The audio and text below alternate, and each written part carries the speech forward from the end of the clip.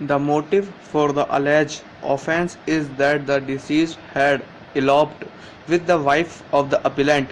If that be so, it was improbable that the appellant would have gone from his village hither to other village of the deceased and PW1 to call them for properly setting the roof of his house, as if no one else could do the job in his village itself. In the background of ill will and enmity, he could not have chosen to call the deceased and his son to his house, and the deceased and his son could not have gone to the house of the appellant, and that to stay there overnight. There is no evidence on record to speak about the deceased and his son reaching the house of the appellant or their stay in that house.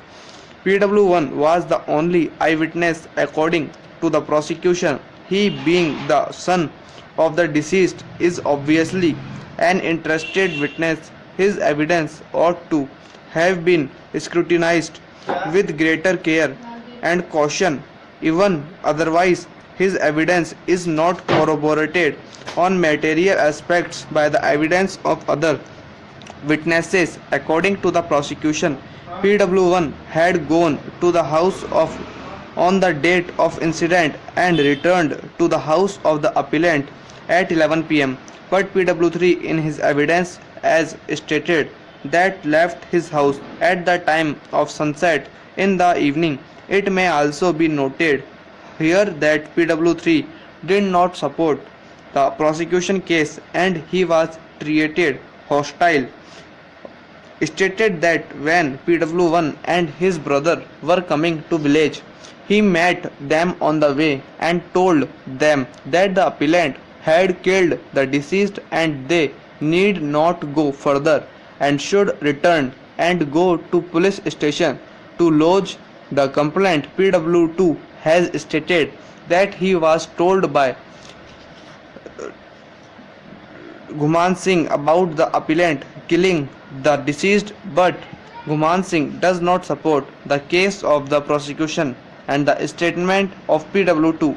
He too was treated as hostile.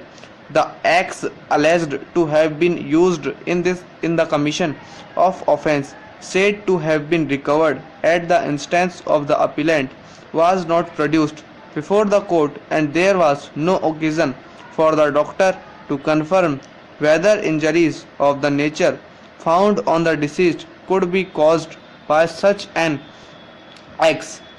The conduct of PW1, the only eyewitness that to the part of the incident, is highly unnatural and improbable. When his father was being assaulted with axe on the neck and other parts of the body, he does not make hue and cry. He does not try to rescue. The appellant has only one hand.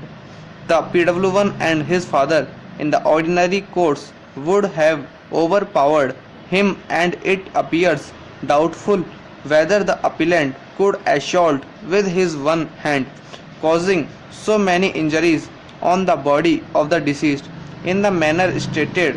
PW1 does not try to take the help of the people in village. Hither around the house of appellant, he ran to his village and thereafter goes back with his brother to Heather and returns to his village again after PW2. Kamla told them about the murder of their father. There was delay in lodging the complaint also.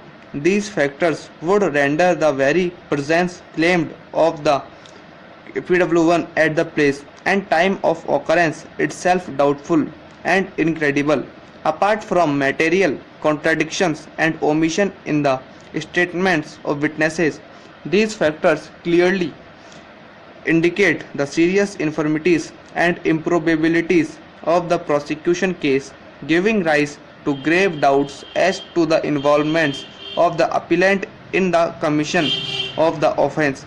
The substantial portion of the judgment of the trial court is contained in the narration of prosecution story, and referring to the prosecution witnesses, we hardly find evaluation analysis or scrutiny of evidence in a proper perspective objectively with regard to serious infirmities pointed out by the defense raising doubt of the prosecution case. The learned sessions judge has simply stated that he did not agree with such contentions. The trial court, in our view, was not right and justified in the lightly brushing aside the infirmities and improbabilities brought out from the prosecution case, that too when the entire prosecution case rested on sole eyewitness who was interested, being the son of the deceased, more so in the absence of any corroboration of his evidence by other independent evidence on material aspects of the prosecution case. It is unfortunate that the High Court has simply endorsed the conviction and sentence passed by the trial court without objectively and satisfactorily scrutinizing and examining the evidence as a first court of appeal, except narrating the prosecution case and referring briefly to the evidence of few prosecution witnesses. The reason recorded by the High Court is to be seen. Thus, in the absence of plausible defense by the appellant and the fact that the deceased had stayed in the house of appellant, and in the absence of the explanation as to the cause of death, the appellant is liable to be convicted. Deposition Puran inspires